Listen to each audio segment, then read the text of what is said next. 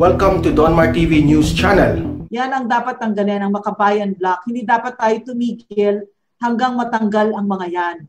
Si Carlos Zarate, Sara Elago, Arlene Brosas, Ferdinand Gaite, Eufemia Cullamat, at si Franz Castro. Nagkaroon ng NTF-ELCAC, yung former rebels nandiyan. Nakita mo rin na yung taong bayan ay talagang punong-puno na, sukang-suka na sa mga CPP, NPA, NDF na ang pinakamakapangyarihan na bloke nila ay nasa Kongreso. So malaking bagay ito, nagkakadikit-dikit na lahat, no. So ang from the level of the National Task Force, Stratcom, tuloy-tuloy kami na kahit ano iba to, di ba may binabato-bato sila, yung mga nagpa-file ng complaints, ng cases, ganyan-ganyan, the usual pero we're very focused on this, and I think it's about everybody doing their part. Kunyari, in your own capacity, di ba? Katulad sila ka Eric, invaluable, walang kapalit yung contribution nila, di ba? At the same time, si Congresswoman, siya lang ang pwedeng gumawa yan at this point, di ba? And then and also on our part. So kami, parang pag ang kalaban kasi natin mga sinungaling, mga nagbabalat kayo, ganyan ka sinungaling, di ba? Ganyan ka walang yatsa, ganyan ka very focused on destroying our nation and making us communist. Pag ganyan ka focus, dapat mas focus ka sabihin ang katotohanan at hubaran sila at lantaran talaga na hubaran na to kasi meron tayong weapon na wala sila, and that's the truth. Sila ang hirap, mas mahirap talaga trabaho nila kasi dumating na yung araw nila eh. So parang for the National Task Force, Stratcom, on all our levels, it's really to unmask, and I'm really sorry for them. Dumating na talaga araw nila. Tapos na sila. Tapos even now, but the most powerful sector here is the most powerful factor nasa atin ang taong bayan. Kahit na ano pang gawin nila ngayon, wala na, hubad na sila, kilalang kilala na sila. Pero at the same time, kulang pa rin kasi katulad the other night, last night, I had the friends of my children in the house, no. They were talking about how much they admired Mary Jan Manansan, 'di ba? Because of yung feminist views niya, ganun. But these are very law student, mga taga-Ateneo, mga kawawang mga tanga, 'di ba? So that's the challenge. That's the challenge in front of us na yun ang burden na itong mga ang tinarget ay yung mga matatalino, 'di ba? Mga taga-UP, taga-Philippine Science, nakikita ko 'yan eh. So that's the and the other day, a few days ago, magkasama kami ni Ka Eric sa Iloilo, pati sa Capiz. Talaga I stood symbolically to welcome the former rebels, yung mga nag-surrender. Nakakaiyak kasi makita mo ito yung mga taong walang-wala talaga sa buhay, yung talagang walang pinag-aralan, hirap na hirap sa buhay. Talagang in-exploit sila na pinagpramisa ng lupa, ng mas mabuting buhay. Pag tinanong mo ilang taon ka na, 17, 20, 25, yung iba 58. So you spent your entire life, you wasted your whole life, 'di ba? You wasted your whole life para lumaban sa isang gerang walang kwenta, ginamit ka lang, 'di ba? So yun ang nakakalungkot dito talaga. Yung nakita namin sa Capiz, sa Iloilo, nakita ko yan all over eh. Maliit lang na porsyento yon, pero ilan yon, ganyan kalaki yung atraso ng CPP, NPA, NDF na ngayon ay nasa Kongreso, at yan ang dapat tanggalin. Yan ang dapat tanggalin ng Makabayan Block. Hindi dapat tayo tumigil hanggang matanggal ang mga yan. Si Carlos Zarate, Sara Elago, Arlene Brosas, Ferdinand Gaite, Eufemia Cullamat, at si Franz Castro. Nandyan sila, very, very powerful. Grabe yung harm grabe yung nagagawa nilang pinsala sa ating bansa. So buti na lang na, of course, marami tayong kaalyado doon sa Kongreso. Pero nagpapasalamat kami na nandyan si Congresswoman Cardia. Very grateful. Madaling palitan si Leni Robredo kasi wala namang kwenta. Wala namang ginagawa mula simula, and it's nothing personal. I'm serious. Wala siyang ginawa kundi sakta ng ating Pangulo. Hindi na siya nahiya. Nakikipagkuntsaba siya ginagawa niyang politiko lahat. Hindi na nahiya.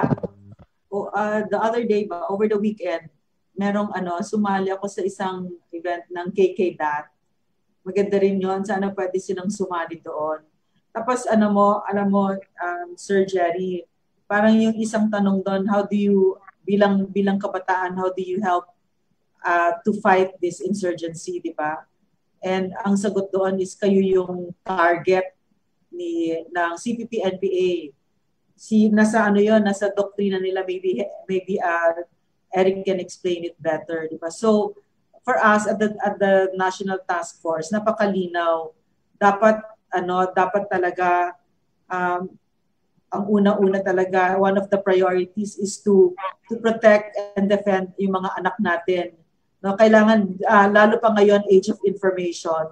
So binibigyan natin ang information na accurate at tama, 'di ba, na wag kayong sumali sa Anak Bayan, sa CEGP, sa Ibon, Karapatan, Rural Missionaries, mga ganyan, marami yan. So sinasabi natin para maprotektahan nila ang sarili nila at saka yung mga magulang. So basically that's it. Information talaga kasi like I keep saying, pag ang kalaban mo ay katulad ng CPP, NPA, NTF na kaya tumagal yan kasi may mga prente sila, kailangan government should do its part, no? Talagang kailangan hubaran mo yan, kailangan sabihin mo sa mga mamamayang Pilipino na yung CEGP, Gabriela, kunyari human rights defenders, wala namang pakialam talaga sa human rights defense, talagang they're the worst offenders, yung mga Gabriela na nagpapanggap na they care about women's rights but they don't really care about any of that. Wala silang pakialam dyan. Yan ang dapat maliwanag na sasabihin ng gobyerno para matigil na ito, para maprotektahan na natin yung mga anak natin, di ba? So the government is very relentless and yes, very fearless about this. Government will do its job right now. Right now, this is the time, kasi for the longest time, government, we think, did not do its job by disclosing this information. Kasi this information was there for the longest time, di ba? So now government really will do its job. And it doesn't matter how many cases they file or what, it doesn't matter. We just tell the truth. Okay. Yung mga kaalyado ng mga makakaliwang grupo doon, sir, yung Makabayan Black, matagal na sila sa Kongreso. Halos 20 years na sila doon. And nakapag-build up na sila talaga ng reputation doon na kahit anong ipasa natin patungkol sa military at patungkol sa police, kalimitan niraralihan nila mismo doon sa gate ng Kongreso, sir. And kaya lang, sir, so nakaupo si Congresswoman, kahit siya yung pinaka-late na kongresista sa ating bansa ngayon, sa tingin pa rin ni Congresswoman, sir, kailangan to, kaya kailangan ipaglaban to.